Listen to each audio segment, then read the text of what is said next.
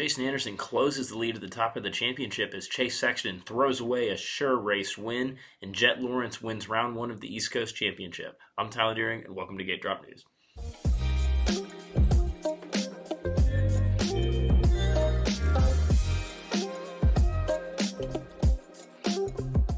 What's going on, guys? Tyler Deering here for a Minneapolis race review edition. Saw some great racing in the 250 class as well as the 450 class. Jet Lawrence jumped out and grabbed his first win of the season.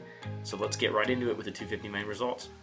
250 main started off with Austin Forkner from Pro Circuit jumping out and getting the whole shot. Led for a little bit before Jet Lawrence overtook him, and Lawrence never looked back. He looked really good, looked awesome in that Alpine Stars kit that they gave him for this weekend.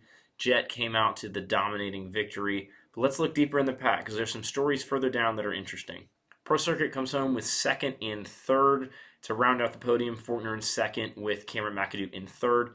Good ride for both of those guys. You're not going to win the championship on the first night, but you certainly could lose it.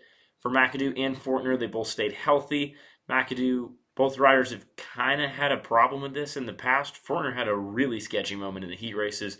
Thankfully, he was able to save it. No major damage, didn't fall off the bike. He was all good. Fourth place, Jeremy Martin. Fifth place, RJ Hampshire. Again, decent night for Martin. He didn't look super close to any of the top guys on pace, but it is the first round, so we'll give him a pass. Hampshire looked good. He won a heat race.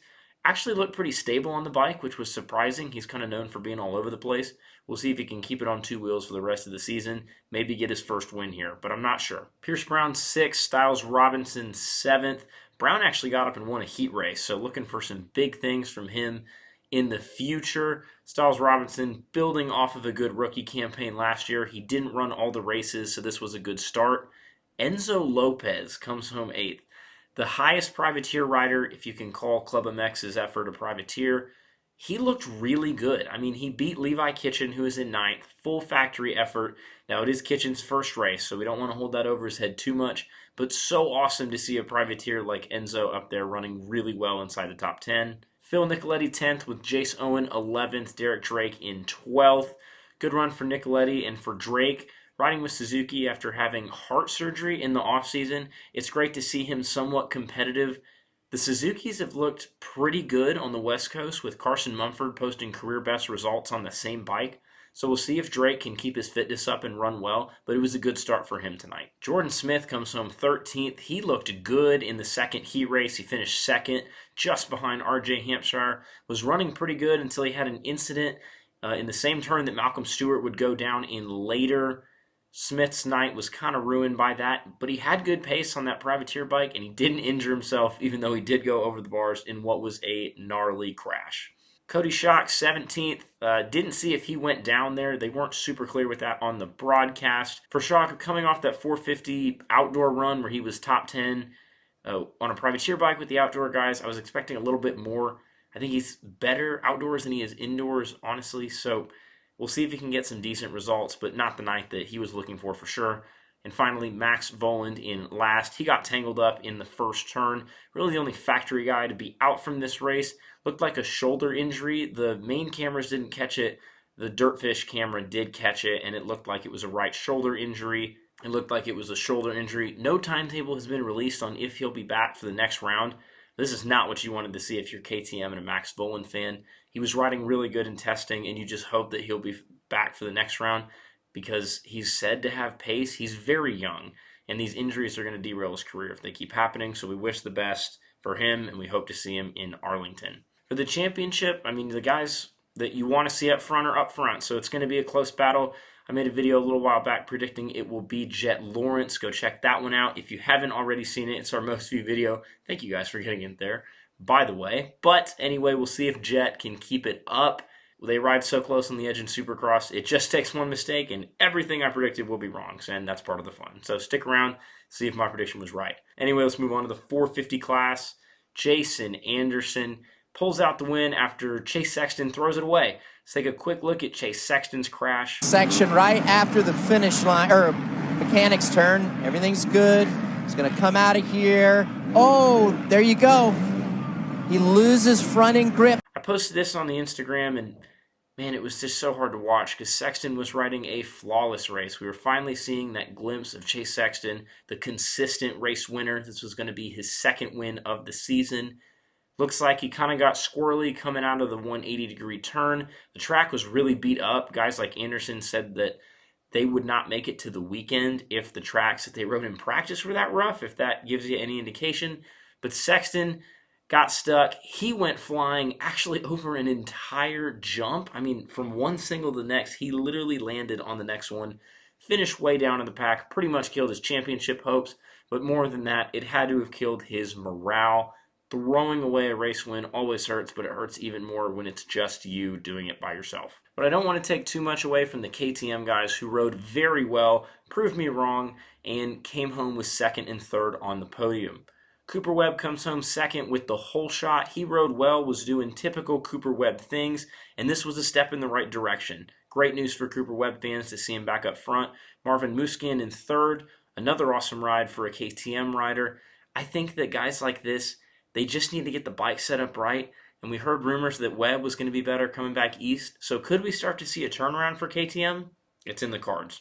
Fourth, Malcolm Stewart. Fifth, Justin Barcia. Stewart was actually in position for a podium until he went down in the same spot that Jordan Smith went over the bars at. Just a lazy little crash. I mean, the bike gave out. I don't know how much of that was his fault. It was really slick in that turn. Even with that, still runs fourth. So great run for Stewart. Pretty good for Barcia to be up there as well. Eli Tomac comes home sixth, and this was the defining moment of the race when he got taken out by his teammate Dylan Ferrandis in the opening laps. Ferrandis got squirrely in the whoops, which is not something you see typically from the French rider. He veered into Tomac, who was not able to hit the next jump. He kind of went up on top of it, couldn't get the bike rolling, fell off, remounted it, but by then the damage was done. The track was too gnarly. He couldn't make up the lost time.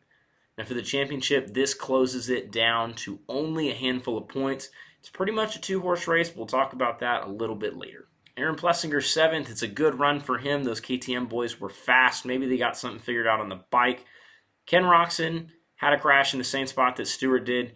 I mean, he was riding top 4 or 5, nowhere near his championship level pace that he was at last season, even the season before that. Disappointing to see from Roczen. His Supercross season in terms of championships pretty much over anyway. He got his win, so it's not a total failure, but I think we might not see Ken Roczen on a Honda next year. That is something for another video, but these results do not inspire confidence for me that he will be back in the future. Dylan Ferrandis 9th, Justin Brayton 10th. Ferrandis has continued to be off the pace, finds himself in the back at every start. That needs to get better or he is going nowhere fast. Justin Brayton, good finish in 10th. Dean Wilson 11th, Vince Friese in 12th, Brandon Hartwith in 13th. Decent run for all those guys. Friese still a great starter on the 450s. Not as much as a menace to pass. I think that the constant shaming over the past couple weeks has forced Friese to slow down a little bit. Still a very quick rider and shows that he can make main events on the 450 bike. Just hope that he doesn't accidentally impact the championship, taking anybody out. Nobody wants to see that. If you want my thoughts on his incident with Craig, there is a video talking about how I think he should be penalized, but I'm also not a professional racer. It's just an opinion. Don't get too frustrated. Alex Martin 14th, Kyle Chisholm 15th, and Chase Sexton all the way down in 16th. Obviously disappointing night for Chase. Good night for Chisholm. Dude is so fast. Man, I wish we could get him on a bike like an HEP Suzuki. Maybe one day. Anyway, that's about it from the 450 class. We're seeing all those front runners kind of mix and mingle more than we have in previous years. But outside of the championship battle, man, I'm impressed with Malcolm Stewart. I did not think that anything was going to come of this season. But on the Alden Baker training program, on a new bike, Stewart has shown near race-winning pace. Look out for him in the coming races to maybe snag another podium and possibly that first win. Championship battle looks like a two-horse race at this point. We could see somebody else get up there, but the pace that Jason Anderson has, unless he gets taken out again, I don't see anybody that's going to contend with him or Tomac, so we'll have to see. We're going to East Coast tracks. We're going to Texas this weekend. Unfortunately, I will not be there. But between Texas and several other tracks on the East Coast, it requires a lot more travel, a lot different venues than the same California races that we saw over and over. It'll be exciting, so stay tuned. Maybe some off-topic videos, not specifically race results only, but talking about business model of Supercross. I don't know. We'll see where the week takes us, but we got some content coming out. Check us out for the next race review video. Anyway, guys, this has been Tyler Deering with Gate Drop News. I will see y'all in the next one.